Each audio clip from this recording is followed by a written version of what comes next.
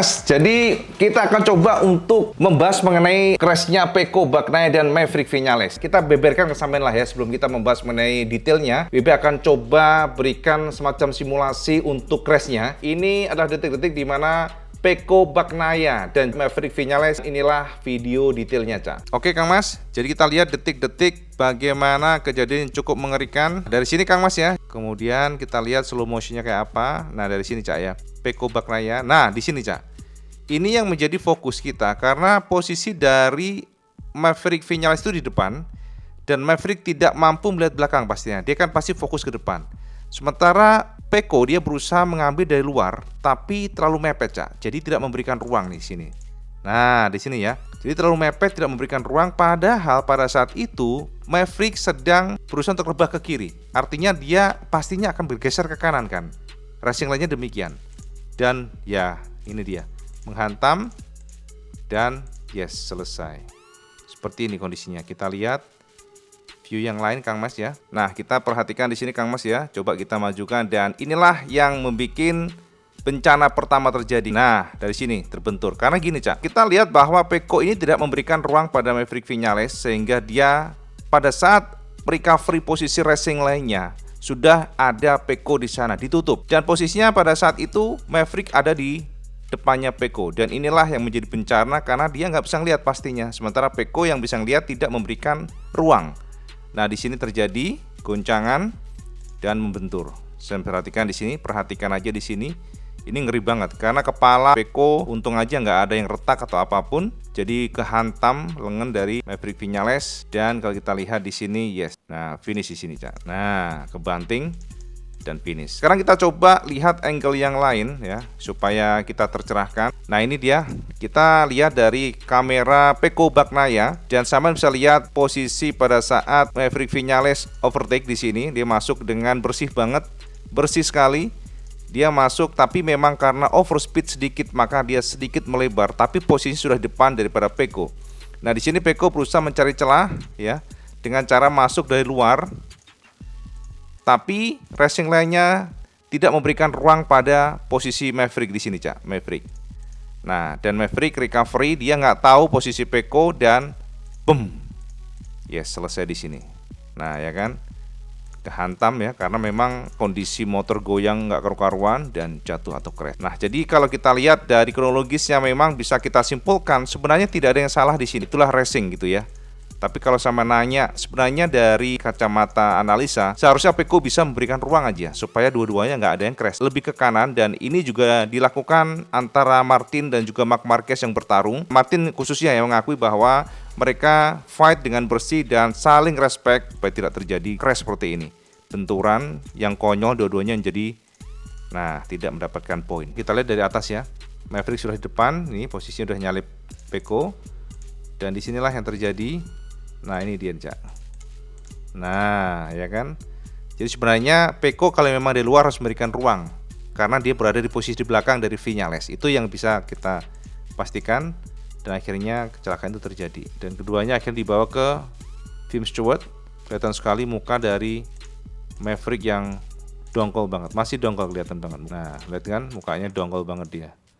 Jadi keduanya diajak ke Tim Stewart, kemudian mereka ditanya-tanyain ya, tapi pada akhirnya dia menerima bahwa mereka harus saling respect antara pembalap satu dengan lainnya. Dan ternyata mereka juga sudah salaman ya, mereka sudah rukun. Mari kita lihat detik-detik yang terjadi pada Luca Marini dan juga Alex Marquez, Cak. Nah, ini dia dari sini ya, kita bisa lihat bahwa tiba-tiba Luca Marini seperti kehilangan kecepatan karena memang hampir crash. Dan disinilah dihantam. Ini mengerikan sekali karena semua pembalap saat itu ya. Jadi kondisinya memang keluar tikungan dan full akselerasi. Yes, seperti ini dan lihat nih.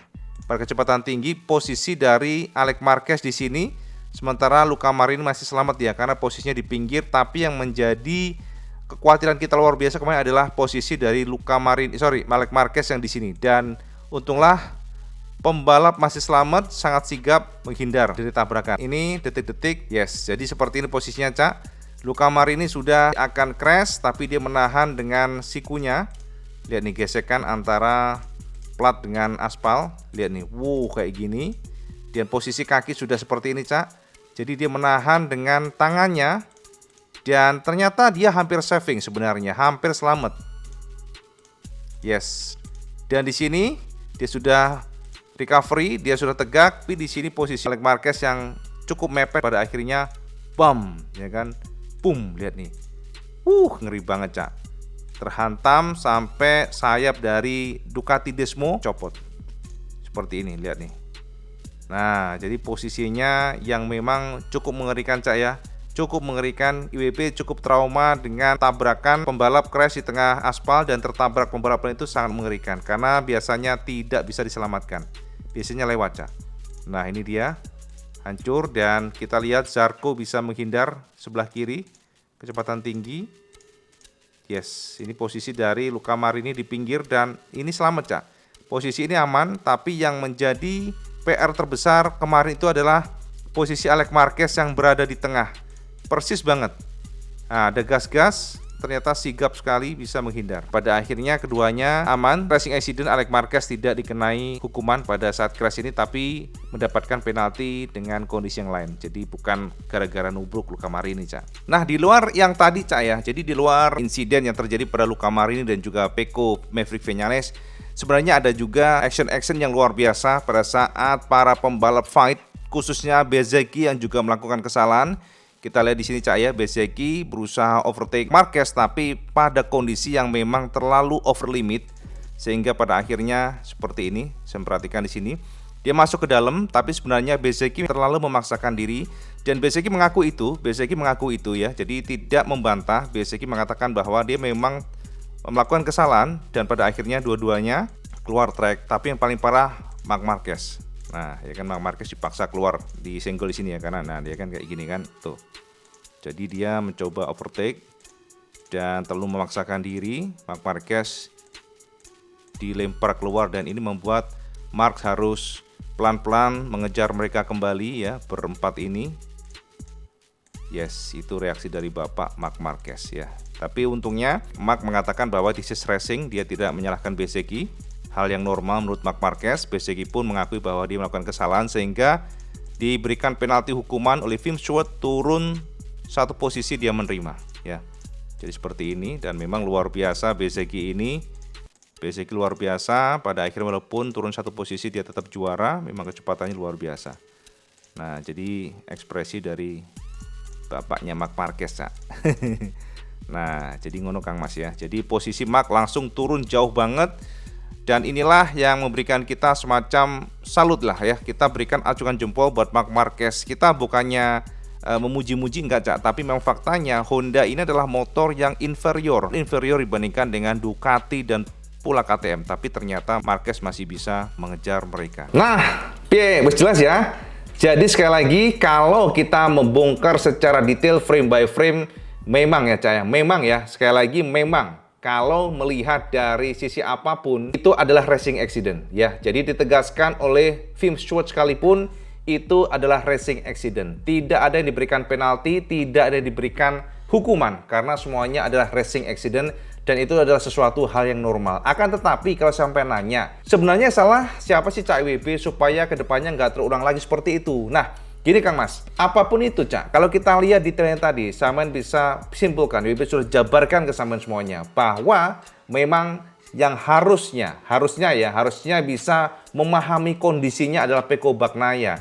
Dia seharusnya memang sudi memberikan ruang kepada Maverick Viñales karena dia tahu bahwa racing line Maverick Viñales pasti akan bergeser. Pada saat dia cornering ke kiri, pasti Maverick Viñales akan ancang-ancang, sedikit geser ke kanan. Nah, di sini kita lihat Pecco menutup racing line tersebut sehingga terjadilah senggolan dan crash. Makanya kalau sampai nanya, ya seharusnya memang Pecco yang memberikan ruang karena Pecco kan di belakang, Cak. Sementara Viñales kan di depan, dia nggak bisa ngelihat. Sementara Pecco bisa ngelihat. Akan tetapi, sekali lagi memang ini racing accident dan tidak perlu lagi kita bahas. Pembalap pun juga menegaskan bahwa mereka akan lebih hati-hati dan memang saat itu Viñales menyatakan bahwa dia sangat marah, dia nggak bisa kontrol emosinya dan dari Pecco sendiri mengatakan bahwa dia nggak marah sebenarnya, tapi kaget dengan reaksi Viñales yang langsung kayak mau ngajak berantem. Jadi itu intinya ya. Jadi Kang Mas semoga saja ke depan nggak terulang lagi.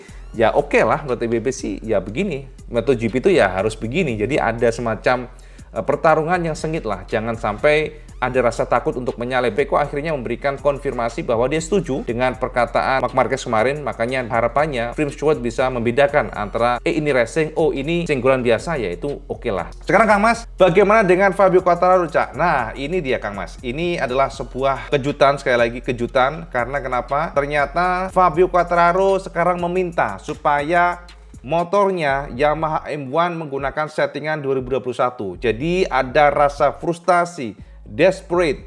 Bagaimanapun mereka sudah mencoba dengan paket 2023 dengan engine yang baru, akan tetapi ujung-ujungnya adalah menderita dan menderita. Fabio menekankan, seandainya tidak ada 6 pembalap keras di depannya, maka dia tidak akan bisa masuk 10 besar. Itulah mengapa Fabio mengatakan bahwa ini adalah bencana. Nah, yang terbaru, Cak, ternyata Fabio juga sudah memberikan pernyataan lengkap bahwa saat ini dia dan juga tim memutuskan untuk menggunakan settingan Yamaha M1 versi 2021. Jadi settingan 2021 akan digunakan oleh mereka mulai next race. Dan berikut kata Fabio Quartararo yang diterjemahkan dari MotoGP. Aku merasa sedikit lebih baik, tetapi masih belum merasa hebat. Ini jauh lebih baik dari semua yang telah kami coba. Aku pikir rencananya dimulai dari sekarang. Akhir pekan GP Prancis, dan inilah yang telah kami putuskan dengan kru. Kami telah mencoba ribuan hal dan pengaturan pada motor, termasuk juga komponen baru. Sekarang kami memutuskan untuk menggunakan setelan atau settingan 2021, paket 2021. Saat ini aku perlu beradaptasi dengan masalah apapun dan kita akan melihatnya nanti. Kami sudah mencoba banyak hal pada motor dan dari semua hal terbaik yang kami miliki adalah selalu membawa basis 2 tahun lalu. Jadi kami memutuskan untuk mempertahankan paket motor seperti itu. Sepertinya kami mendapatkan lebih banyak tenaga, tetapi kami kehilangan lebih banyak hal saat berkendara. Aku tidak pernah memiliki motor seagresif ini dan motor tidak bisa berbelok. Kami mencoba banyak hal baru tetapi tidak berfungsi. Kenapa tidak berfungsi? Sasis tidak berfungsi, aero tidak bekerja, dan bahkan elektronik pun juga tidak berfungsi. Jadi dari tes Harris, hal-hal baru yang kami coba semuanya sia-sia. Tetapi satu pengaturan yang kami coba dengan Öhlins ternyata sedikit lebih baik. Yes, itu konfirmasi dari Fabio, Cak. Jadi Kang Mas, ini IWB cukup surprise ya. Ini adalah kemunduran sebenarnya. Tapi ya bagaimanapun pula, semuanya adalah kita serahkan kepada Yamaha. Karena pada akhirnya mereka desperate, mereka frustasi. Sebab semua komponen yang dibawa di tahun 2023 ini, new paket tidak bekerja. Justru ketika mereka membawa basis paket yang 2021, motornya bekerja. Makanya dikonfirmasi oleh Yamaha bahwa mereka akan menggunakan paket 2021 pada next race. Ini luar biasa, Cak. Dan bahkan dari rumor-rumor yang beredar saat ini, ada sebuah selentingan yang cukup hot bahwa sepertinya Yamaha Iwata sudah goyah, Cak. Jadi udah goyang, Cak, untuk mempertahankan inline 4. Jadi kalau kita lihat secara histori sebenarnya ya, Valentino Rossi ini di tahun 2018 sudah mengatakan kepada Yamaha kalau bisa mereka merubah engine-nya V4, dan itu tidak didengarkan oleh Yamaha pada saat itu. Seandainya sebelum Valentino Rossi pensiun dan mendengarkan nasihat Rossi, pasti saat ini mesin V4 Yamaha sudah jauh lebih maju dan tidak kembali dari nol. Makanya ini menjadi semacam perbincangan yang sangat hot, Cak. Apakah Yamaha memang betul-betul akan meninggalkan inline 4, karena pengembangan inline 4 selalu gagal. Dan sampai harus tahu bahwa inline 4 memang di masa lalu kelebihannya adalah power delivery menggunakan Big Bang ya. Dan saat ini pun ternyata kalau kita lihat V4 yang ada di MotoGP sudah sangat jinak. Motor ini Ducati, KTM, kemudian Aprilia, semuanya power delivery-nya sudah smooth. Semuanya menggunakan Big Bang, dan inilah yang membuat inline 4 tertinggal. Kelebihan inline 4 yang dikatakan sangat jinak karena memiliki cornering speed, akan tetapi semuanya sudah tidak berlaku, Cak. Karena V4 pun saat ini memiliki cornering speed yang oke banget. Karena pertama, pengembangan dari aero, yang kedua adalah sasis dan juga elektronik yang makin canggih. Itulah kenapa inline 4 sekarang ini bisa kita pandang sebagai motor yang tidak memiliki kelebihan mencolok. Karena yaitu tadi, setiap tikungan sudah didekati oleh V4. Dan itulah kenapa yang membuat semacam itu tadi, Cak, kegundahan dari Yamaha. Apakah mereka akan tetap mempertahankan inline 4 atau banting setir menggunakan V4. Itu aja update IWP. Kita akan sambung lagi pada tema MotoGP yang lain karena terlalu panjang, Cak. Semoga mencerahkan sampean semuanya. Dan seperti biasa, kalau sampean suka video ini, sampean like, share, dan subscribe. Ojo lali sampean sholat 5 waktu, karena ini paling penting. Assalamualaikum warahmatullahi wabarakatuh. Selamat sekendos.